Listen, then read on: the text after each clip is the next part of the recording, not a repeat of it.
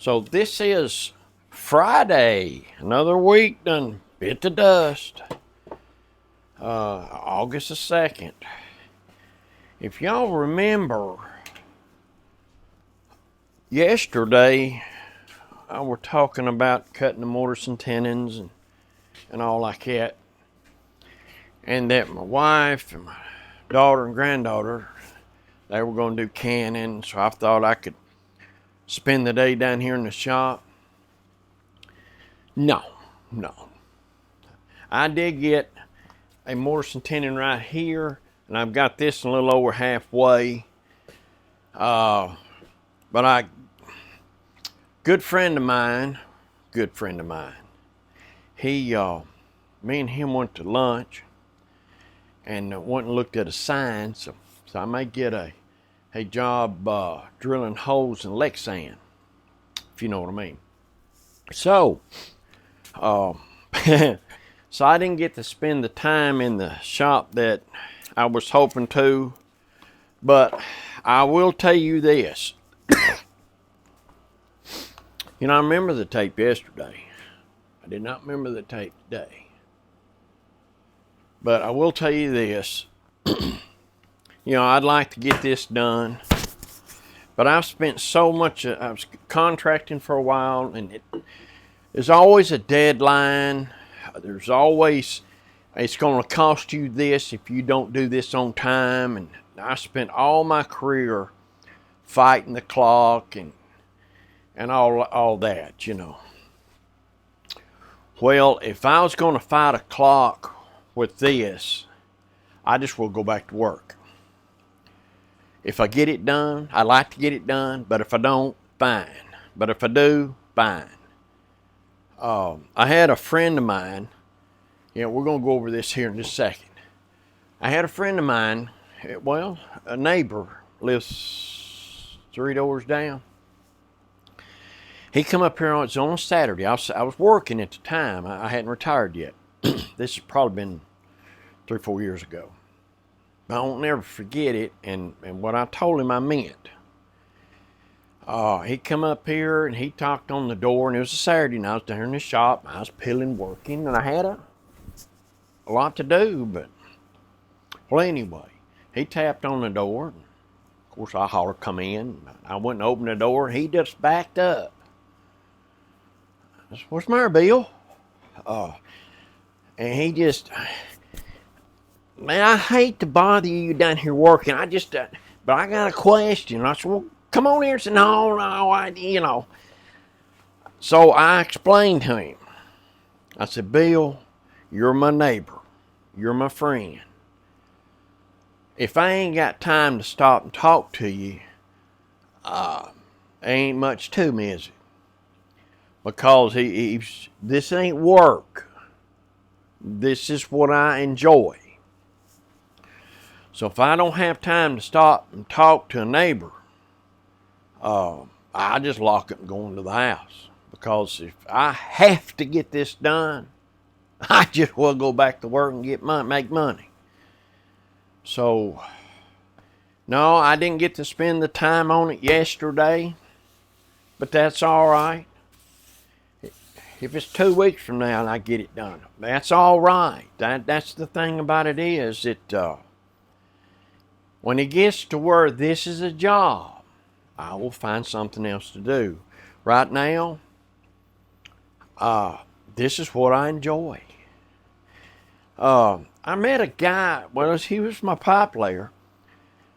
He's a mechanic, but he laid pipe for me, and you know how if you're working on a car or anything, you got a ratchet and you try to get the bolts out. Well, he'd rather take his time, take a wrench. He's like I am with this. He enjoyed the journey, if you know what I mean. But what I was going to talk to you about on these mortises, there's all kinds of ways to cut a mortise. You know, it'd be nice if I had a mortising machine. Well, I don't have one. So, but I used a router. Let me bring you around here and I'll show you what I'm talking about. So that's a 7/8 inch bit. And I don't know if y'all remember, I had a fence clamped here, and I got it, you know, a piece of wood for the distance of this, subtract the blade, the width of the bit. Of course, it would only go down, look at the bit, it would only go down, it wouldn't quite make it halfway. So, what I come up with a bright idea that I took this little apparatus right here to go on down, you know, and that kind of had it calculated right, you know, on the force bit, you got a point. For it to work out right, I had it calculated where that point would just feel, you could just feel the point. Now I flipped it over and went the other way. Well, in the process, it blowed out. You know what I mean? So, well, the thing about it is, the time it took to do that, and there's dust on everything.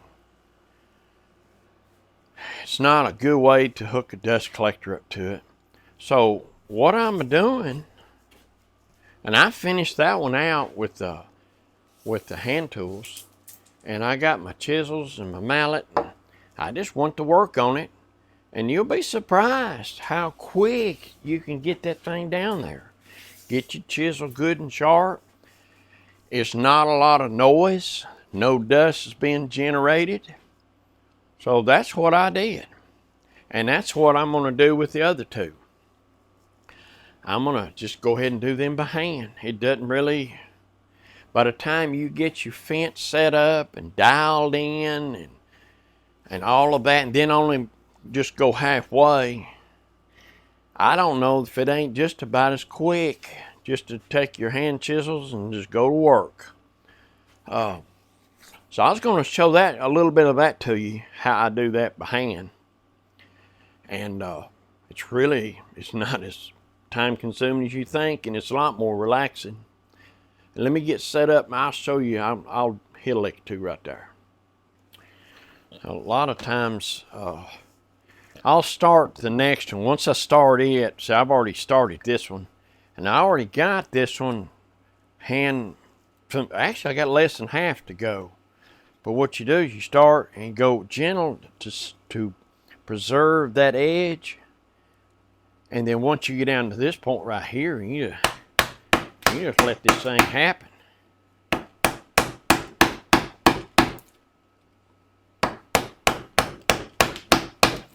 Just let it happen.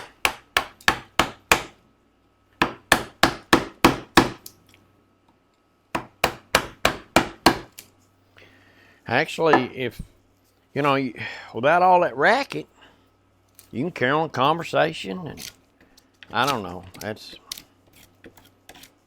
guess it's all on what you want to get out of it, you know, if you know what I mean. Keeping them sides straight up.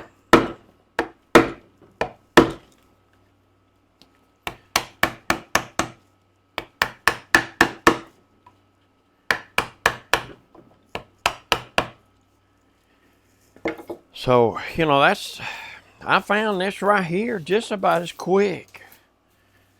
And I don't know, the time you set it up, everything, if you had a way to set it up and you had 500 or 600, you know, or 20 or 30, but just 4 right here, and each side will have to get set up separately. So you're talking about doing 2, and I find it's easier to keep them edges pristine. Of course, you don't never want to pry on it. That will kill them. So it really doesn't take as long as you think, and you kind of work on your chiseling skills, if you know what I mean.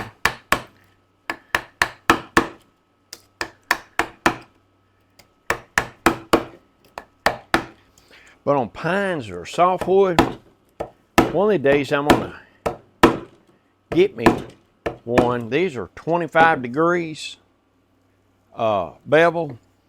On softwood, you're better off to have a 17 degree. And one of these days I'm gonna get me some chisels and I'm gonna make 17 degrees with them. How when it's softwood, it just seems to do a little better job. This will get it done, if you know what I mean, but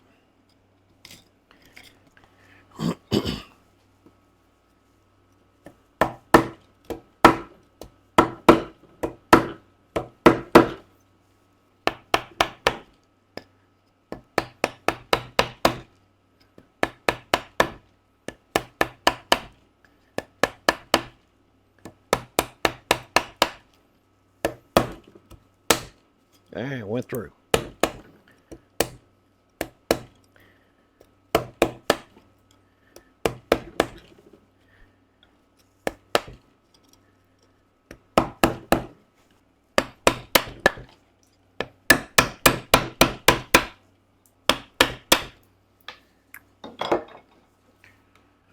Well, the thing about it is, I hope you can see having another person with a camera would help. But if you remember, we're referencing off the side up here, and we're going to make these the same height. So I'm going to show you how I mark this off with the marking knife. This is the leg, and it goes flush with the and it,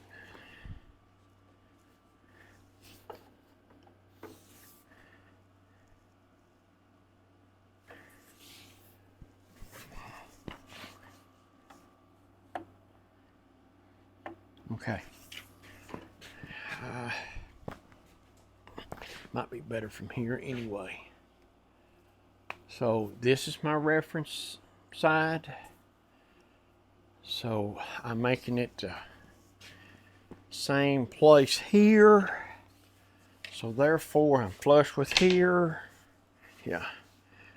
So what I like to do, well, I've done kind of marked it, but that's where I come up with the marks.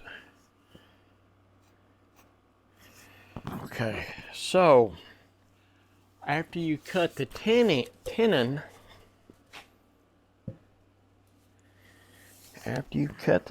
you line this thing back up.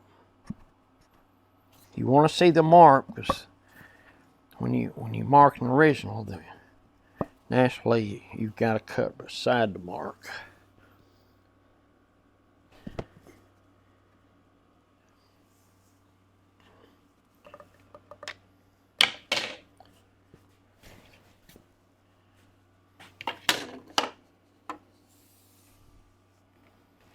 Make sure, okay, everything's looking.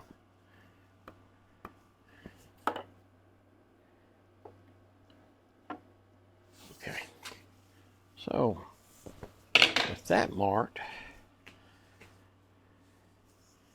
with that in place, I take me a knife, a marking knife. I just make a light cut. Before you go down very far, what happens is the grain won't make your knife walk. Oh, see, it walked. See there?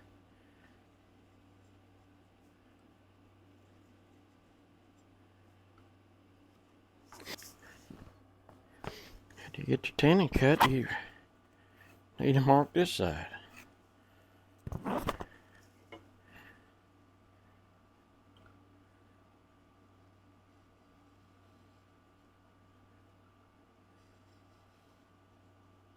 The pencil's there so where we can see it. So,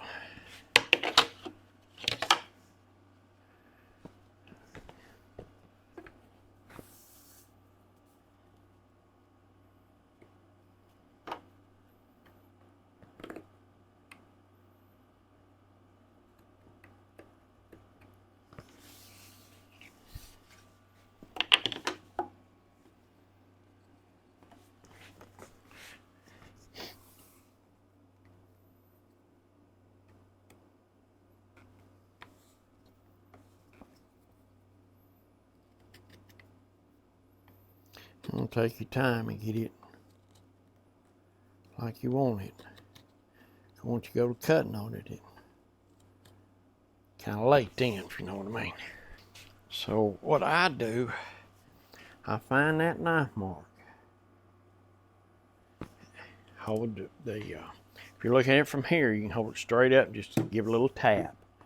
You just wanted to find that knife mark just a little bit.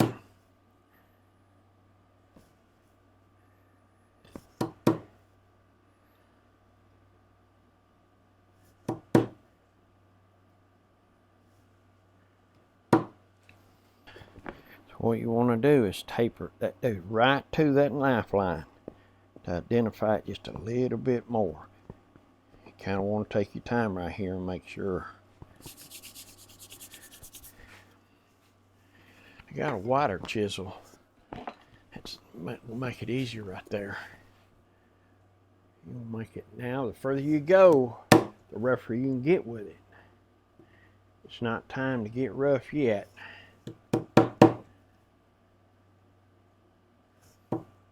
It will be here shortly.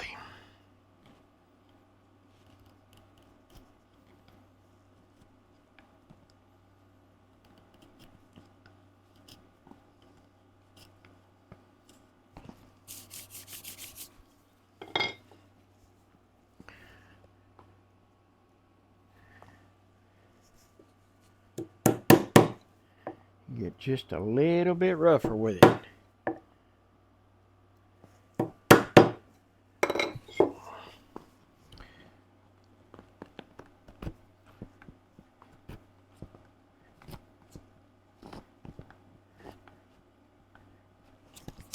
The further it goes, the easier it gets.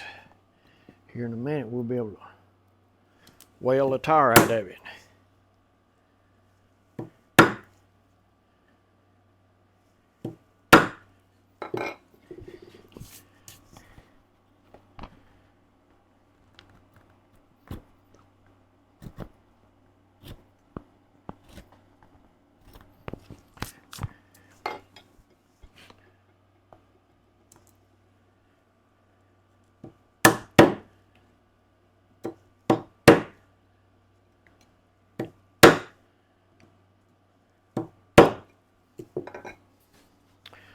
So it's just about time to carry on.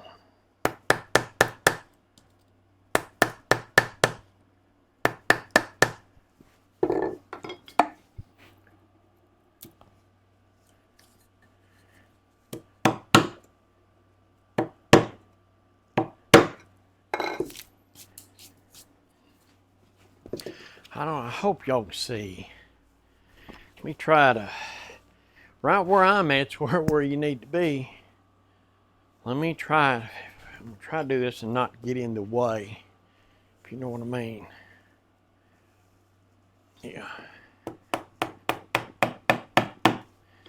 Getting closer, time to go on. What I normally try to do, we'll go halfway, at least halfway, and then we'll flip the thing over and go the other half.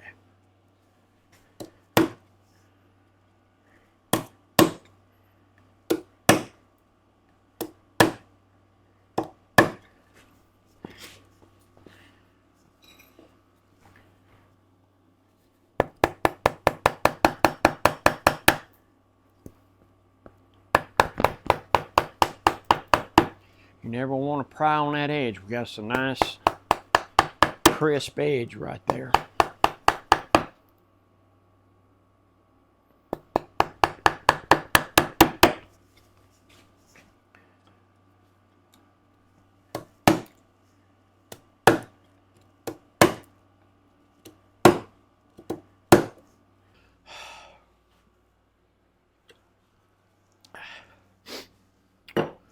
Well, I hope that helps.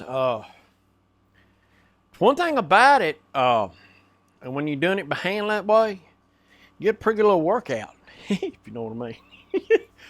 So, that's going to wrap it up for this one.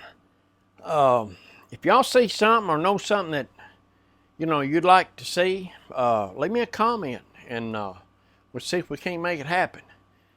However, we'll look at our next one and see if we can't chase a rabbit or two.